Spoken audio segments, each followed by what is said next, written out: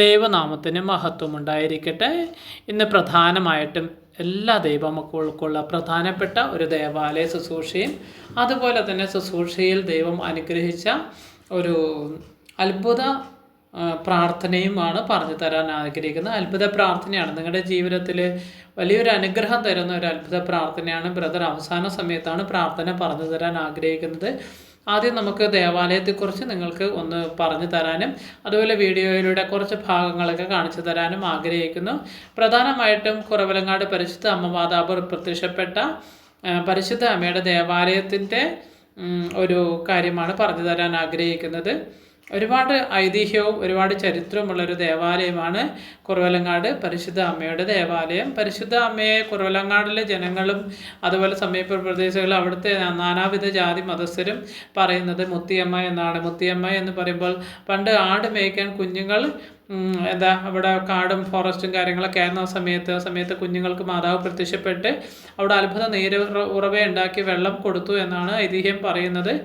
അതുപോലെ തന്നെ ഈ അമ്മയുടെ ദേവാലയത്തിലെ 3 നോമ്പ് തിരുനാളാണ് കഴിഞ്ഞ ജനുവരി മാസം 26, 27, 28 ദിവസങ്ങളിൽ നടന്നിരുന്നത്. അപ്പോൾ 3 നോമ്പ് തിരുനാളിൻ്റെ ഒരു ദിവസത്തെ രാവിലത്തെ കുർബാന കഴിഞ്ഞിട്ട് ബ്രദർ ഷൂട്ട് ചെയ്ത ഒരു കാര്യമാണ്. ദേവാലയത്തിൻ്റെ ആ ഭംഗിയുള്ള ആ സെറ്റിങ്സൊക്കെ കാണുമ്പോൾ എന്തൊരു ഭംഗിയാണെന്ന് നോക്കുക.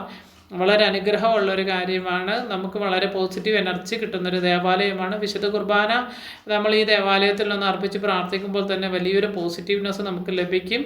പിന്നെ അതുപോലെ തന്നെ മരിയൻ തീർത്ഥാടന കേന്ദ്രം കൂടിയാണ്. അതുപോലെ തന്നെ ഒറ്റക്കൽ കുരിശ്, അതുപോലെ തന്നെ അവിടുത്തെ പ്രോഗ്രാം കാര്യങ്ങൾ ഒക്കെ വളരെ ഭംഗിയുള്ളതാണ്, വളരെ സന്തോഷം നിറയുന്നതാണ്. ഒരുപാട് മക്കൾക്ക് അനുഗ്രഹം ചൊരിഞ്ഞ ഒരു ദേവാലയമാണ്. നമ്മുടെ അസാധ്യ കാര്യങ്ങളൊക്കെ അമ്മയുടെ സന്നിധിയിൽ നിന്ന് പ്രാർത്ഥിക്കുമ്പോൾ അത് സാധിച്ചു കിട്ടുന്നതാണ്. അതുപോലെ തന്നെ പരിശുദ്ധ അമ്മ ഇന്ത്യയിൽ പ്രത്യക്ഷപ്പെട്ട പ്രധാനപ്പെട്ട ഒരു ദേവാലയമാണ് കുറവലങ്ങാട് മുത്തിയമ്മ. ഇവിടെ പ്രധാനമായിട്ട് 3 നോമ്പ് തിരുനാളിലെ കപ്പലോട്ട് പ്രദക്ഷിണം നമുക്ക് കാണാവുന്നതാണ്. ഒരുപാട് നാനാജാതി മതസ്ഥർ വന്ന് പ്രാർത്ഥിക്കുന്ന ദേവാലയവും അതുപോലെ തന്നെ നാനാജാതി മതസ്ഥർ വന്ന് പങ്കെടുക്കുന്ന ഒരു ശുശ്രൂഷയാണ് കപ്പൽ പ്രദക്ഷിണം. അത് വലിയൊരു ആഘോഷ തിരുനാളാണ്, ആഘോഷ പ്രോഗ്രാമാണ്.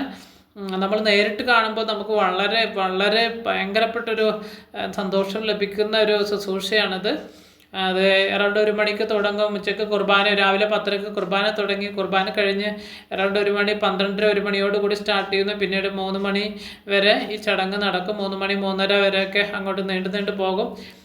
അങ്ങനെ ഒരു ആഘോഷ പ്രോഗ്രാമാണ് പരിശുദ്ധ അമ്മയുടെ മണ്ണിൽ. എനിക്ക് എന്തായിട്ടും 3 വർഷം ഈ പ്രോഗ്രാമിൽ പങ്കെടുക്കാനും അല്ലെങ്കിൽ ഈ ദേവാലയത്തിൽ വരുവാനും പ്രാർത്ഥിക്കുവാനും അമ്മയോട് ചേർന്നിരിക്കുവാനൊക്കെ ദൈവം അവസരം തന്നതിനോർത്ത് ദൈവപിതാവിനോട് ഞാൻ നന്ദി പറഞ്ഞ് പ്രാർത്ഥിക്കുന്നു. അതുപോലെ തന്നെ പ്രധാനമായിട്ട് നമ്മുടെ ജീവിതത്തിലേക്ക് പിശാച് കയറി വരുന്ന 4 വഴികളെക്കുറിച്ചും അതുപോലെ തന്നെ അതിൻ്റെ പ്രധാന കാരണത്തെക്കുറിച്ചുമാണ് ബ്രദർ പറയാൻ ആഗ്രഹിക്കുന്നത്. പിശാച് കയറി വരുന്ന 4 വാതിൽ. ഒന്നാമത്തെ വാതിലാണ് അനുതപിക്കാത്ത പാപം. അനുതാപമില്ലാതെ പാപം വെച്ച് നടക്കുമ്പോൾ പിശാച് നമ്മുടെ ഭവനത്തിലേക്കും കുടുംബത്തിലേക്കും വലിഞ്ഞു കയറും എന്നത് ഒരു റിയാലിറ്റിയാണ്, സത്യമാണ്. ബ്രദറിൻ്റെ 8-9 വർഷത്തെ ശുശ്രൂഷ ജീവിതത്തിൽ മനസ്സിലാക്കിയ വലിയൊരു ആത്മീയ രഹസ്യമാണ്. അതുപോലെ ഉണങ്ങാത്ത മുറിവുകൾ, നമ്മുടെ ഹൃദയത്തിൽ പഴയ വർഷങ്ങൾക്ക് മുമ്പുള്ള മുറിവുകളും പ്രയാസങ്ങളും വെച്ച് നടക്കുന്നുണ്ടെങ്കിലും അതും പിശാച് നമ്മുടെ ജീവിതത്തിലേക്ക് അതിശക്തമായിട്ട് പ്രതിസന്ധി ഉണ്ടാക്കുന്ന ഒരു മേഖലയാണ്. അതുപോലെ തെറ്റായ ബോധ്യങ്ങൾ, ചില സമയം നമുക്ക് പല കാര്യത്തെക്കുറിച്ചും പിശാച് തെറ്റിദ്ധാരണകൾ തരും. അപ്പോൾ ആ തെറ്റായ ബോധ്യങ്ങൾ നമ്മുടെ ജീവിതത്തിലേക്ക് വലിയൊരു തകർച്ചയും പ്രയാസവും ബുദ്ധിമുട്ടും തടസ്സവുമായിട്ട് വരുന്നതായിട്ട് ഒരുപാട് മക്കളുടെ ജീവിതത്തിൽ ശുശ്രൂഷ ജീവിതത്തിനിടയിൽ എനിക്ക് മനസ്സിലാക്കാൻ സാധിച്ചിട്ട് കൗൺസിലിംഗ് കാര്യങ്ങളൊക്കെ ബ്രദർ ചെയ്യുന്നുണ്ട്. അപ്പോൾ കൗൺസിലിംഗ് സമയത്തൊക്കെ ഒരു 10,000-കണക്കിന് കൗൺസിലിംഗ് ഓൾറെഡി ഇപ്പോൾ ചെയ്ത് കഴിഞ്ഞു. അതിൽ 98% വിജയിച്ചിട്ട് 98% മക്കളുടെ ജീവിതത്തിലേക്ക് മാറ്റങ്ങൾ തമ്പുരാൻ കൊടുത്തിട്ടുണ്ട്. ദൈവകൃപയിലായിരിക്കുന്നിടത്തോളം കാലം തമ്പുരാൻ പറയുന്നുണ്ട്, നിങ്ങൾ എന്നോട് ആയിരിക്കുന്നിടത്തോളം കാലം ഞാൻ നിങ്ങളോട് കൂടെ ആയിരിക്കും. തീർച്ചയായിട്ടും ദൈവത്തിൻ്റെ വചനം സത്യമാണ്. നമ്മൾ തമ്പുരാനോട് കൂടെ ആയിരിക്കുമ്പോൾ ആ തമ്പുരാൻ നമ്മുടെ ജീവിതത്തിലേക്ക് അത്ഭുതങ്ങളും അടയാളങ്ങളും പ്രവർത്തിക്കുമെന്ന് ബ്രദർ ദൈവനാമത്തിൽ ഉറപ്പ് പറയുന്നു. തെറ്റായ ബോധ്യങ്ങൾ, അതുപോലെ ക്ഷമിക്കാത്ത അനുഭവങ്ങൾ, നമുക്ക് ക്ഷമിക്കാൻ പറ്റാത്ത അനുഭവങ്ങളുണ്ടെങ്കിൽ അതും പിശാച് കയറി വരുന്ന വാതിലാണ്. നമ്മുടെ ജീവിതത്തിലേക്ക് ഒരുപാട് പ്രയാസങ്ങളും ബുദ്ധിമുട്ടുകളും ഉണ്ടെങ്കിൽ അതിൻ്റെ പ്രധാനപ്പെട്ട കാര്യം ഒന്ന് ഈ 4 കാര്യങ്ങൾ തന്നെയാണ്. നിങ്ങളുടെ ജീവിതത്തിലേക്ക് നിങ്ങളത് പ്രാക്ടിക്കലായിട്ട് കൊണ്ടുവരിക. ഈ 4 കാര്യത്തിൽ നിങ്ങൾ വിടുതൽ പ്രാപിക്കുവാൻ വേണ്ടി നിരന്തരമായി വചനം ചൊല്ലി പ്രാർത്ഥിക്കുക, വിശുദ്ധ കുർബാനയിൽ പങ്കെടുത്ത് പ്രാർത്ഥിക്കുക, ഈശോയുടെ തിരുരക്ത സംരക്ഷണ പ്രാർത്ഥന ചൊല്ലി പ്രാർത്ഥിക്കുക, അതുപോലെ ബൈബിൾ കൃത്യമായിട്ട് എല്ലാ ദിവസവും ഒരു 40 മിനിറ്റെങ്കിലും വായിച്ച് ധ്യാനിക്കാൻ ശ്രമിക്കുക. തീർച്ചയായിട്ടും നിങ്ങളുടെ ഈ മുറിവുകളും പ്രയാസങ്ങളും ബുദ്ധിമുട്ടുകളും തമ്പുരാൻ എടുത്തു മാറ്റി നിങ്ങൾ അനുഗ്രഹിക്കുന്നതായിരിക്കും. പിശാച് കയറി വരുന്ന 4 വാതിലുകൾ: 1 അനുദപിക്കാത്ത പാപം, 2 ഉണങ്ങാത്ത മുറിവുകൾ, തെറ്റായ ബോധ്യങ്ങൾ, ക്ഷമിക്കാത്ത അനുഭവങ്ങൾ. ഇതൊക്കെ പൈശാചിക ശക്തി നമ്മുടെ ജീവിതത്തിലേക്ക് വരുന്ന വാതിലുകളാണ്, വഴികളാണ്. അതുകൊണ്ട് നമ്മൾ എപ്പോഴും ദൈവത്തിൻ്റെ കൃപയിലും ദൈവത്തിൻ്റെ കരുണയിലും നാം ജീവിക്കുക. സാത്താൻ ഓടുന്ന ഒരു പ്രധാന വഴിയാണ് വെളിപാട് 12-ാം അധ്യായം 11-ാം തിരുവചനം. തിരുരക്തം കൊണ്ട് അഭിഷേകം ചെയ്യുക, തിരുവചനം നമ്മുടെ ഹൃദയത്തിൽ ഉണ്ടായിരിക്കുക. യേശുവിൻ്റെ തിരുരക്തവും തിരുവചനവുമാണ് സാത്താൻ നമ്മുടെ ജീവിതത്തിൽ നിന്നും ഓടി അകലുന്ന 2 വഴികൾ. ഒന്ന് വെളിപാട് പുസ്തകം 12-ാം അധ്യായം 11-ാം തിരുവചനം. അതുപോലെ തന്നെ സാത്താൻ്റെ ശക്തിയിൽ നിന്നും നമുക്ക് സംരക്ഷണം വേണമെങ്കിൽ നിയമോർത്തന പുസ്തകം 28-ാം അധ്യായം 7-ാം തിരുവചനം. ഓരോ ദിവസവും അതിശക്തമായിട്ട് ഉരുവിട്ട് പ്രാർത്ഥിക്കുക. 1000 തവണയൊക്കെ ചൊല്ലി പ്രാർത്ഥിക്കുന്നുണ്ടെങ്കിൽ നിങ്ങളുടെ ജീവിതത്തിലേക്ക് വലിയൊരു മാറ്റവും ഉയർച്ചയും ഉണ്ടാകും. അതുപോലെ സക്കറിയ പ്രവാചകന്റെ പുസ്തകം 2-ാം അധ്യായം 8-ാം തിരുവചനം, 2 മക്കാബയർ 8:18.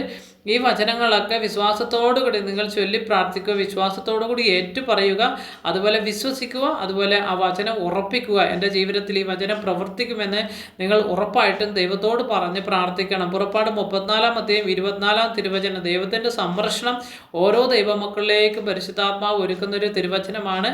നിങ്ങൾ വചനങ്ങളൊക്കെ ചൊല്ലിയും എഴുതിയും നിയോഗം വെച്ച് പ്രാർത്ഥിക്കുക. ദൈവത്തിൻ്റെ പരിശുദ്ധാത്മാവ് നിങ്ങളുടെ ജീവിതത്തിൽ പ്രവർത്തിക്കും. ദൈവത്തിൻ്റെ പരിശുദ്ധാത്മാവ് നിങ്ങളുടെ ജീവിതത്തിലേക്ക് അനുഗ്രഹം ചൊരിയാൻ വേണ്ടി പ്രാർത്ഥിക്കുന്നു. യേശുവേ ആരാധന, യേശുവേ സ്തുതി, ഈശോയെ മഹത്വം. അതുപോലെ തന്നെ പ്രധാനപ്പെട്ട ഒരു പ്രാർത്ഥന, ആ പ്രാർത്ഥന നിങ്ങളുടെ ജീവിതത്തിലേക്ക് വലിയൊരു അനുഗ്രഹവും വലിയൊരു ഉയർച്ചയും നന്മയും അഭിഷേകവും കൊണ്ടുവരുന്നു. ബ്രദർ ഉറപ്പ് പറയുന്നു.